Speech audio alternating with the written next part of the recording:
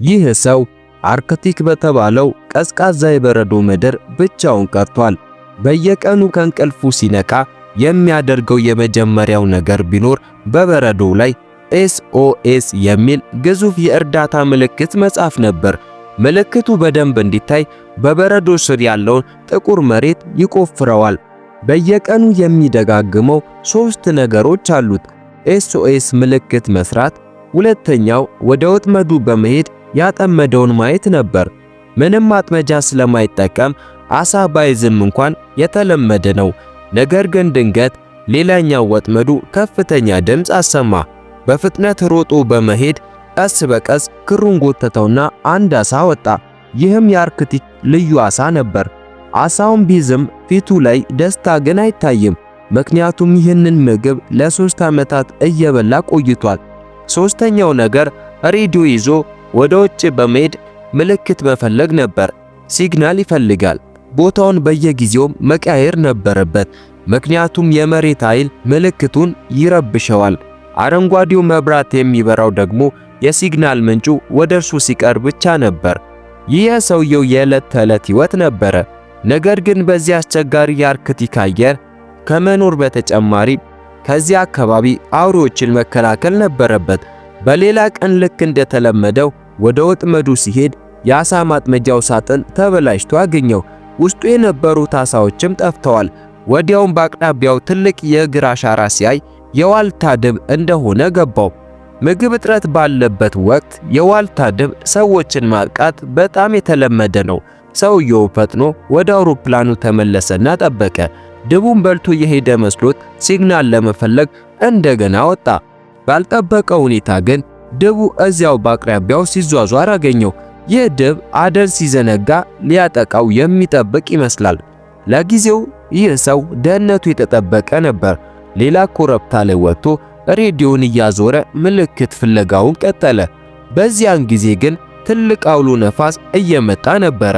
ነፋሱም መጮህ ጀመረ። ይህም ሰው ተስፋ ቆርጦ ለመተው ተዘጋጀ። ነገር ግን በዚያ ቅጽበት የሬዲዮ አረንጓዴ መብራት ብልጭ አለ። ምንም እንኳን ትንሽ ዕድል ቢሆንም መብራቱ ሲበራ ሊጠቀምበት ሞከረ። ሬዲዮን እያዞረ ሲፈልግ ሄሊኮፕተር መጣ። ሰውየው በደስታ የእርዳታ ጥሪ ለማድረግ ያዘጋጀውን ጭስ የሚያወጣውን ምልክት አወጣ። ነጩ የአርክቲክ በረዶ ጭሱ በደንብ እንዲታይ ያደረገው። ሄሊኮፕተሩ ሲዞርና ወደ እርሱ ሲመጣ ሲያይ በጣም ተደሰተ። ይህ በ3 ዓመታት ውስጥ ለመጀመሪያ ጊዜ የሳቀበት ነበር። ሆኖም ግን ልክ አሁን ደህና ሆንኩ ብሎ ሲያስብ ሌላ አደጋ መጣበት። በነፋሱ ምክንያት ሄሊኮፕተሩ ወደፊት መሄድ አልቻለም። ከዚያም መብረር ተሳነውና ወደ ተቃራኒ አቅጣጫ ሄዶ መሬት ላይ ወደቀ። ከብዙ ትግል በኋላ ማምለጥ ሲችል እንደዚህ አይነት አደጋ ይደርሳል ብሎ በፍጹም አልጠበቀም። ነገር ግን አሁን ላዘን ጊዜውም አልነበረም። ቅድሚያ የሚሰጠው ሕይወትን ማዳን ነበር። ይህም ሰው በፍጥነትም ወደ ወደቀው ቦታ ሮጠ። አብራሪውን ሲያወጣው እስትንፋሱ ቆሟል። በአጋጣሚ ከአብራሪው ወንበር አጠገብ የነበረችው ሴት ግን በሕይወት ተርፋለች። ሆኖም ግን ሆዷ ክፉኛ ተጎድቶ ነበር። ወሳኝ አካል ባትመታም በጊዜ ካልታከመች ግን በኢንፌክሽን ልትሞት ትችላለች። አውሮፕላኑ ውስጥ መድኃኒት ፈለገና የመጀመሪያ ደረጃ የእርዳታ ዕቃዎችን አገኘ። ነገር ግን ያሉት ነገሮች ቁስሉን ለጊዜው ለመስፋት ብቻ የሚጠቅሙ ናቸው። ሙሉ በሙሉ ለመዳን ሆስፒታል መድረስ አለባቸው። ነገር ግን ይህ አርክቲክ ነው፣ ሆስፒታልም የለም። የተጎዳችው ሴት በአስደንጋጭ ሁኔታ ውስጥ ነበረች። ነገር ግን ልቧ እየመታ እንደሆነ ሲሰማ ሰውየው ትንሽ እፎይታ አገኘ። ጠቃሚ ነገር ካለ ለማየት አውሮፕላኑን መፈተሽ ቀጠለና 2 የጭስ ማውጫዎችን አገኘ። ካርታም በዚያው አገኘ። ከመሳሪያዎቹ መካከል የተረፈ የሚበላ ነገር ያገኛል። እሱም ኑድልስ ነበር። ለ3 ዓመት ሙሉ ጥሬ ዓሳ ሲበላ የኖረ ይህን ሲያይ ከፍተኛ ደስታ ተሰማውና ሳይጠብቅ ኑድልሱን አውጥቶ በፍጥነት ይበላዋል። ይህ ጣዕም ለርሱ ትልቅ ድግስ ነበር። ከ3 ዓመት ብቸኝነት በኋላ ሌላ ሰውን በማግኘቱ ተጽናና። ሲያቅፋትም ትልቅ የሰውነት ሙቀት ተሰማው። ይህ ለብቸኝነት ሕይወቱ አዲስ የመኖር ተስፋና ጉልበትን ሰጥቶታል። ወደ ተበላሸው አውሮፕላን መልሶ ካስገባት በኋላ ወደ ተከሰከሰው ሄሊኮፕተር ተመለሰ። በመጀመሪያም የሟቹን አብራሪ አስክሬን በአካባቢው ካሉ ድንጋዮች ከለለና በክብር ቀበረው። ከዚያ በኋላ የሚጠቅመውን ቁሳቁስ መፈለግ ይጀምራል። የአብራሪውን ልብስ ሲፈትሽ ቀላል ላይተር አገኘ። ነበልባሉን ሲያይ በጣም ተደሰተ። ከእንግዲህ በኋላ ጥሬ ዓሳ መብላት የለበትም ማለት ነው። ማቀጣጠያውን ኪሱ ከከተተ በኋላ የጋዝ ማጠራቀሚያና የጋዝ ምድጃን አገኘ። በእንዲህ ያለው ቅዝቃዜ ውስጥ እሳት መፍጠሪያ ማግኘት ትልቅ ዕድል ነበረ። ቁሳቁስ እየፈለገ አንድ ፎቶግራፍ ያገኛል። በፎቶ ላይ ያሉት የሞተው አብራሪ፣ ጉዳት የደረሰባት ሴትና ትንሽ ልጅ ነበሩ። ያኔ አብራሪውና ሴቷ ባልና ሚስት እንደሆኑ ተረዳ። ይህ ደግሞ የበለጠ የኃላፊነት ስሜት እንዲሰማው አደረገው። ራሱን የማዳን ጥሪ ባያደርግ አደጋው ላይደርስ ይችል ነበር የሚል የጸጸት ስሜትም ተሰማው። በዚህም ምክንያት ምንም ቢሆን እሷን በሕይወት ከአርክቲክ ማውጣት እንዳለበት ወሰነ። በዚህ መሃል ግን የዓሳ ማጥመጃ ወጥመዱ ድምፅ አሰማ። በፍጥነት ወጥቶ ሲያይ ትልቅ ዓሳ ተይዟል። አሁን ግን በደስታ ፈገግ አለ። ምክንያቱም አሁን እሳት መለኮሻ ስላለው ጥሬ ዓሳ መብላት የለበትም።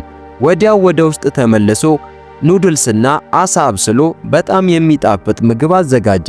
በልቶ ጨርሶ ለሷም ለመመገብ ጥቂት ዓሳ አነሳ። እሷ ግን በደረሰባት ሐዘን ምክንያት ምግብ ለመብላት ፈቃደኛ አልሆነችም። አቅሟን ለማጠናከር ውሃ ሰጥቶ በማጽናናት የእርዳታ ቡድኑ በእርግጥም እንደሚያገኛቸው ነገራት። በደንብ ከተመገቡ በኋላ ጉዞ ለመጀመር ዝግጅቱን ጨረሰ። የተበላሸው አውሮፕላን ላይ ወደ ሰሜን አቅጣጫ ሄደናል የሚል የእርዳታ መልእክት ጽፎ የሚያልፍ ሰው እንዲያይለት ተመኘ። ከፊታቸው የሚጠብቃቸው ጉዞ ረጅም ነበር። ወደ 200 ኪሎ ሜትር የሚጠጋ በረዶማ ተራራ ማቋረጥም ነበረባቸው። በበረዶ መንሸራተቻ ላይ ጭኖ ይጎትታት ነበር። ቁልቁለት ሲያጋጥመው ደግሞ መንገዱን እንደገና ማቀድ ስለነበረበት ጉዟቸው ይረዝም ነበር። ግን ምንም ይሁን ምን እሷን አልተዋትም። በማታ ሲደርሱ በአቅራቢያቸው ዋሻ አግኝተው ለማደር ተጠቀሙበት። የዱር አራዊት እንዳያገኛቸው ለመከላከል የዋሻውን መግቢያ በበረዶ ከዘጋ በኋላ ለራሱና ለሴቷ ትንሽ ዓሳ አብስሎ አቀረበ። ነገር ግን አሁንም በአዘን ምክንያት ምግብ ልትበላ አልፈለገችም። ውሃም አጠጥቶ ሴቷን በሰላም እንድተኛ አደረጋት። ሊያርፍ ሲዘጋጅ ግን የእግር ኮቴ ድምፅ ሰማ። የሆነ ነገር በአቅራቢያው እየተንቀሳቀሰ ነው። አካፋውን ይዞ ወደ ዋሻው መግቢያ በጥንቃቄ ሲያይ በረዶ በኃይል ተገፍቶ ወደ ውስጥ ገባ። ያም ፍጡር ሌላ ነገር ሳይሆን የዋልታ ድብ ነበር። ድቡም አድብቶ ሲከተላቸው የቆየ ይመስላል። ነገር ግን ድቡ በትልቅነቱ ምክንያት ወደ ዋሻው መግባት አልቻለም። ይህን ያየው እሱ ለመሞት ዝም ብሎ አልተቀመጠም። የዋልታ ድቡን ከመታው በኋላ ከውስጥ የተገኘ የብርሃን ሻማ ለኮሰ። ለረጅም ጊዜ ሲከታተላቸው የነበረው ድብ በቀላሉ እንደማይተው ያውቅ ነበርና ድቡን በብርሃኑና በጮቱ ለማስፈራራት ሞከረ። እነዚህ ሰዎች ጉዟቸው እንደቀጠሉ አዲስና ከባድ ችግር አጋጠማቸው። ከፍ ያለ ድንጋያማ ገደል መንገዳቸውን ዘጋው። ይህ ሰው ካርታውን ሲያይ በዚህ ቦታ ቁልቁለት መሆን እንደሌለበት አስታውሷል። ነገር ግን በአርክቲክ አስቸጋሪ ሁኔታ ውስጥ ካርታዎች ሙሉ በሙሉ ትክክል ሊሆኑ አይችሉም። አሁን ሁለት ምርጫ ብቻ ነበራቸው፤ ወይ ገደሉን መውጣት ወይ ደግሞ በበረዶ የተሸፈነውን ተራራ በሌላ መንገድ ዞሮ መሄድ። ሁለተኛውን መንገድ ቢመርጥ 3 እጥፍ የሚሆን ረጅም መንገድ መሄድ አለበት። ያስቸጋሪ ምርጫ ነበር። ገደሉን መውጣት ከቻለ ወዲያው ወደ ጠፍጣፋውና ክፍት መንገድ ይደርሳሉ። ነገር ግን ብቻውን ቢሆን ኖሮ በፍጥነት መድረስ በቻለ ነበር። በሌላ መልኩ ደግሞ እሷን በሕይወት ሊያተርፋት ቃል ገብቶ ነበረ። ምንም ይሁን ምን ገደሉን ለመውጣት ወሰነ። በመጀመሪያ ዕቃዎቹን በበረዶ መንሸራተቻው ጎትቶ ወደ ላይ ያወጣቸዋል። ዕቃዎቹ ቀላል ስለነበሩ በቀላሉ ተሳካለት። ቀጣዩ ተራ የሴቷ ነበረ። ገደሉን በመውጣት ላይ ያለ የበረዶ መንሸራተቻው ግማሽ መንገድ ላይ ሲደርስ መጎተት አልቻለም። ምንም እንኳ ጉልበቱን ሁሉ ቢጠቀምም መንሸራተቻው ግን ከቦታው መንቀሳቀስ አልቻለም። እሱም ራሱ ወደ ታች ሊጎተት ትንሽ ቀርቦት ነበር። ስለዚህ ሁለተኛውን ምርጫ መምረጥ ነበረበት። ሴቷን በመንሸራተቻው ላይ እንዳለች በበረዶ የተሸፈነውን ተራራ እየዞረ መሄድ ቀጠለ። የአርክቲክ አውሎ ነፋስ ጉዟቸውን ይበልጥ ከባድ አደረገው። ለበረዶና ለነፋስ በመጋለጥ ምክንያት የሷም ጤና እየተባባሰ መጣ። ውሃ መጠጣት እንኳ ከበዳት። አይኖቿ መቅላት ጀምረዋል። ከከንፈሮቿም ደም ይፈስ ነበር። ከዚህ የከፋው ደግሞ ቁስሏ በከፍተኛ ሁኔታ ተበክሎ ነበር። ይህም ኢንፌክሽን ያመጣባታል። ወደ መጨረሻውም ለመድረስ እድሏ አነስተኛ መሆኑን ተረዳ። የሞተውን ባሏንና ልጃቸውን የሚያሳይ የቤተሰብ ፎቶ በእጇ ላይ ካስቀመጠ በኋላ ከከንፈሮቿ ላይ ያለውን ደም በእርጋታ ጠረገላት። የቀረው ጉዞ ብቻውን ሊያደርገው የሚችለው እንደሆነም ተገነዘበ። በዚህ የከፋ የብስጭት ሰዓት ላይ መሬት ላይ አንድ ያበበ አበባ አየ። በዚህ አስቸጋሪ ስፍራ እንዴት በሕይወት እንደቆየች በመገረም አየ። ጉዞውን ለመቀጠል እየተዘጋጀ ሳለ ድንገት እግሩ ይንሸራተታል። ከዚያም ወደ በረዶ ዋሻ ውስጥ ወደቀ። እንደገና ሲነቃ እግሮቹ በድንጋዮች መካከል ተጣብቀው ነበረ። ለመውጣት ቢሞክርም በጣም ተጣብቀውበታል። ወዲያውም ተስፋ ቆርጦ ተኛ። ለምን መጥፎ ነገር ሁልጊዜ በኔ ላይ ብቻ ይደርሳል ብሎ አሰበ። በእርግጥም በዚህ ጨለማ ውስጥ ተጣብቆ ሊሞት ነው።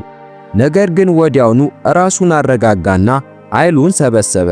አብዛኛውን ጉዞ ቀድሞ ጨርሶታል። ለመዳን በጣም ተቃርቧል። ምንም ቢሆን እዚህ ቦታ ላይ ተስፋ መቁረጥ የለበትም። በመንገድ ላይ ቢሞት እንኳ ከዚህ መውጣት አለበት። እግሮቹን ለማውጣት ሙሉ ኃይሉን ተጠቀመ። ይህን ባደረገ ቁጥር የታፋው ስጋ እንደተቀደደ አይነት ህመም ተሰማው። በመጨረሻም ከዋሻው መውጣት ቻለ። ይሁን እንጂ ቁስሉን ለማከም ጊዜም አልነበረውም። ምክንያቱም ዋነኛው ነገር ከዋሻው መውጣት ነበርና። መውጫ መንገድ ማግኘቱ እድለኛ ሆነለት።